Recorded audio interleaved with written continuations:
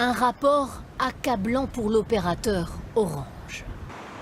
Lenteur, réactivité insuffisante, dysfonctionnement, manque de préparation.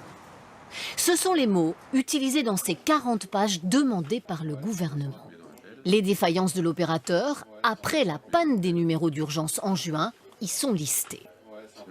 Le rapport accuse d'abord Orange d'avoir mal préparé l'intervention technique à l'origine du bug. 6 sites mis à jour au même moment, une erreur.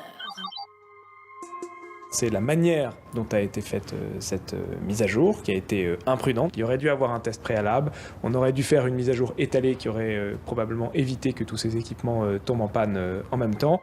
La deuxième critique porte sur la gestion de la crise. Orange a mis 2 heures avant de prévenir les autorités et 3 heures pour mettre en place un dispositif de secours adapté. Un dysfonctionnement interne accentué, selon certains, par le télétravail.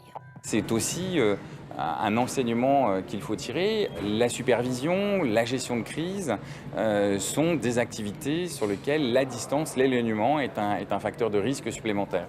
Le jour de l'incident, 6 personnes sont mortes alors que les secours avaient été appelés. Y a-t-il un lien de causalité entre ces 6 décès et la panne? Et si oui, qui est responsable? Ce sont ces questions que la justice devra trancher. Des enquêtes pour homicide involontaire sont en cours. De son côté, Orange dit s'engager à revoir ses procédures.